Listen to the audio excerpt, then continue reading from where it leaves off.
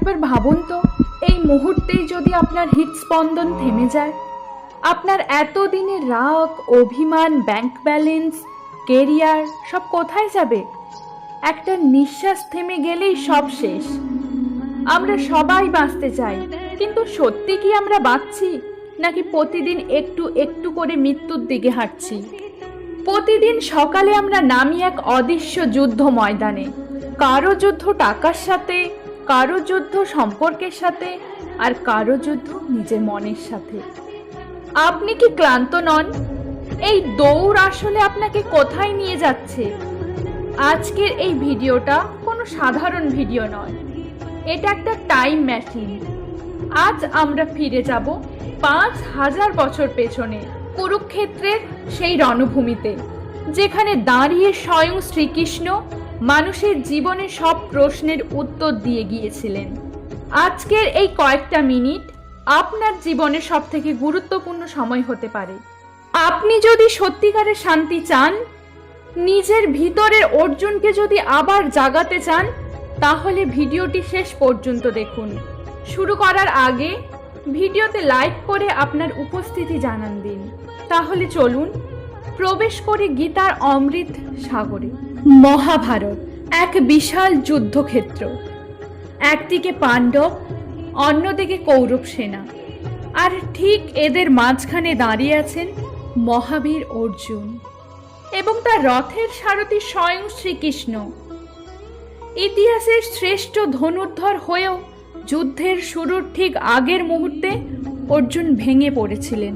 অর্জুনের হাত কাঁপছে, তার গান্ডীব ধনু হাত থেকে পড়ে যাচ্ছে, শরীর অবশ হয়ে যাচ্ছে। তিনি বলছেন, হে কৃষ্ণ, আমার শরীর কাঁপছে, আমার গলা শুকিয়ে যাচ্ছে।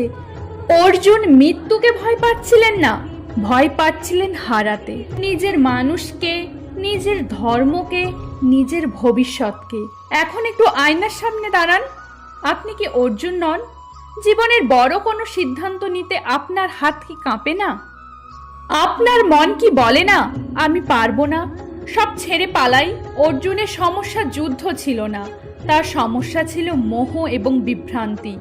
ঠিক তখনই এক গুরুর প্রয়োজন হয়। শ্রীকৃষ্ণ তখন অর্জুনকে মিথ্যা সান্ত্বনা দেননি, তিনি হেসেছিলেন, কারণ অর্জুন যেটাকে সত্য ভেবেছিল সেটাই ছিল তার ভুল। ঠিক এখান থেকেই শুরু হয় শ্রীমদ্ ভগবদ গীতা।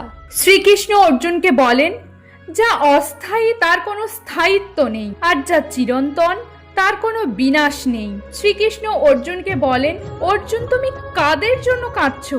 ভীম, দ্রোণ, এরা শরীর মাত্র। শরীর তো একদিন বিনাশ হবেই, কিন্তু আত্মা অবিনশ্বর। গীতায় বলা হয়েছে, যেমন আমরা পুরানো জামা কাপড় ফেলে নতুন জামা কাপড় পরি, ঠিক তেমনি আত্মা এক শরীর ত্যাগ করে অন্য শরীর গ্রহণ করে। একবার ভাবুন তো, এই একটি মাত্র সত্য যদি আপনি জীবনে মেনে নেন, তাহলে সবচেয়ে বড় ভয়টা কোথায় থাকবে? মৃত্যু ভয়, ব্যর্থতার ভয়, সমাজের ভয়? আগুন আপনাকে পোড়াতে পারবে না, জল আপনাকে ভেজাতে পারবে না, বাতাস আপনাকে শুকাতে পারবে না, কারণ আপনি শরীর নন, আপনি চেতনা। যখনই জীবন অসহনীয় মনে হবে, নিজেকে মনে করিয়ে দেবেন, এই কষ্ট শরীরের, এই কষ্ট মনের, কিন্তু আপনি এগুলোর ঊর্ধ্বে। আমাদের প্রায় সব দুঃখের মূল একটাই, প্রত্যাশা। আমি এটা করলাম তাই এটা পাওয়াই উচিত, আমি এত পরিশ্রম করলাম তাই রেজাল্ট আমার পক্ষে আসতেই হবে। একটা গল্প শোনাই। এক সন্ন্যাসী নদী থেকে এক বিছে বাঁচাতে গিয়েছিলেন। বিছেটা বারবার সন্ন্যাসীকে হুল ফোটাচ্ছে। এটা দেখে একজন বলে বসলেন, বিছে তো আপনাকে হুল ফোটাচ্ছে, আপনি ওকে ছাড়ছেন না কেন? সন্ন্যাসী বললেন, কামড়ানো ওর স্বভাব আর বাঁচানো আমার স্বভাব। যখন সে নিজের স্বভাব ছাড়েনি, তখন আমি কেন ছাড়ব? শ্রীকৃষ্ণ ঠিক এটাই বোঝান। আপনার অধিকার কর্মে, ফল পরিস্থিতির ওপর নির্ভরশীল। যা আপনার হাতে নেই তা নিয়ে চিন্তা করা মানে নিজের বর্তমান নষ্ট করা। কিন্তু মন তো মানে না। শ্রীকৃষ্ণ বলেন, মন চঞ্চল ঠিকই, কিন্তু অসাধ্য নয়। দুটো পদ আছে, অভ্যাস আর বৈরাগ্য। আজকের যুগে বৈরাগ্য মানে সংসার ত্যাগ নয়, বৈরাগ্য মানে অপ্রয়োজনীয় জিনিস, অতিরিক্ত চিন্তা, নেগেটিভ মানুষ, সোশ্যাল মিডিয়া থেকে নিজেকে সরিয়ে আসা।